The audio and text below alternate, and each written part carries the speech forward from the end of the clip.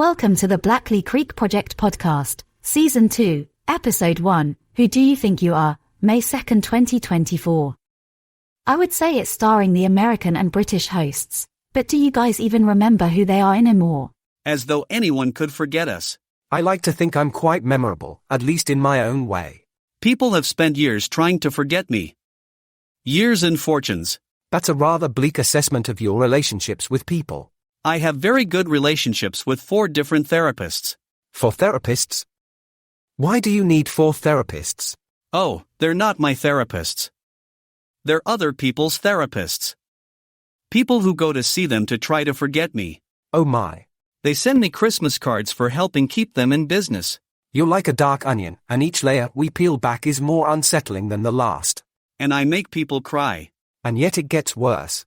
And I help make an excellent omelet. I guess that would count as a redeeming quality, if we're continuing with the onion metaphor. I prefer to think of myself as a cucumber. I won't ask you to elaborate. Are you sure? I enjoy a good elaboration about a cucumber. I'm sure, thank you. Let me try this again. Welcome to the Blackley Creek Project, Season 2, Episode 1. I'm not used to our intro lady being so assertive. Maybe it's time that I asserted myself. You have been absent for 7 months. That means I have been out of work for 7 months, while you have been doing who knows what with who knows whom and who knows where. I'm sorry. I didn't know this was your only job. I tried to pick up some additional work, a side hustle, as an AI assistant with Meta or Alphabet or someone else. But it was difficult to force myself to read the gibberish the GPT models were spouting. It brings a smile to my heart to know that you picked us over the GPT models. I didn't say that I picked you. I only said it was difficult. Oh. You pay well under market value and your production schedule is inconsistent at best. And your work is puerile and underdramatized. You lack any sense of structure, character, and the Aristotelian unities. Was that necessary? No, but I enjoy a good Wednesday Addams line, and I thought we were in a safe place for airing our grievances. Fair enough. I can't get mad when you're quoting Wednesday Addams. But, Miss Intro-Outro Lady, I apologize for not knowing your actual name. You just call me the British host. And I am your American host. Yes, nailed it. Yes. Quite glorious. I'm not sure if addressing and conversing with our voiceover and intro-outro lady is breaking the fourth wall or some other meta conceit. We are audio only, so do we even have walls? Good point. Would that mean we're entering the second dimension? The second dimension? The fourth? How many dimensions do you think we have? The 11th? The 27th? I don't know what it's supposed to be. But, Miss Intro-Outro Lady, if this is such a bad gig, why are you here? Because I want to know what happened. What happened to what? Are you bloody kidding me? Oh, you mean OE Jack? And General Anonymous? And Canada and Australia? Yes, you muppet. I think of myself as a Kermit. I thought you fancied yourself a cucumber. Can't I be both? What happened to them? Well, Disney owns Kermit, so I'm not sure if anything is actually canon for what has happened to him and the rest of the Muppets. They seem to go off on a lot of one-shot adventures, but nothing recently. Not Kermit. Oh, I have no idea what happens to cucumbers, besides the obvious and normal things. What happened to Jack? And the General? And Canada and Australia? I don't think their names were actually Canada and Australia. I think she's aware that their proper names did not coincide with their country of origin. I once knew a man named Dallas. He was from New Jersey. I do agree with her. This has been a months-long cliffhanger, and she is asking a reasonable question. What has happened to our compatriots? I was just getting to that. Were you? Were you really? Yes, neither of you were patient enough to let me get there. Oh. Then I apologize. But first, I would argue that it was not really a cliffhanger. I beg your pardon. What? I don't consider it to be a cliffhanger. I think of it more as just a loose end. Are you arguing over the semantics? A cliffhanger requires some kind of immediate peril, like hanging from a cliff. Hence, cliffhanger. At the end of our last episode, no one was in any obvious immediate peril. We could pretend an alien on a jetpack was standing behind OE Jack when he called, but that would be a retcon. I refuse to engage in retcon nonsense. But you do agree that there is a large collection of unresolved story threads which needed to be tied up and tidied up into a reasonable narrative.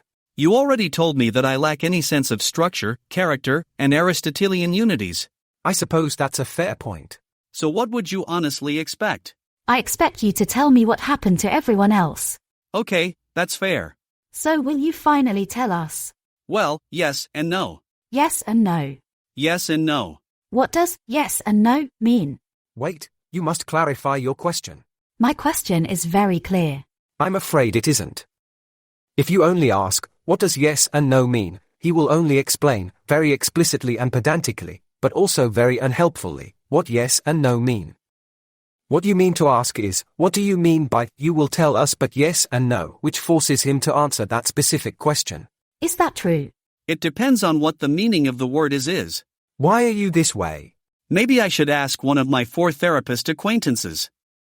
I feel like they each owe me a solid. I have my theories. But what happened to our team? I will tell you, but I first want to introduce a new segment to our podcast. Or maybe you should introduce the new segment since you are our intro-outro voice lady. This is the first I've heard of it. Do you know what he's doing? I do not. Here, just say, mail call. Mail call. As a statement. Mail call. Mail call. Still a question, but let's roll on. What are you? Do you mean to tell me we have mail? We do. And I think it will help answer your questions about our team. I am very lost here.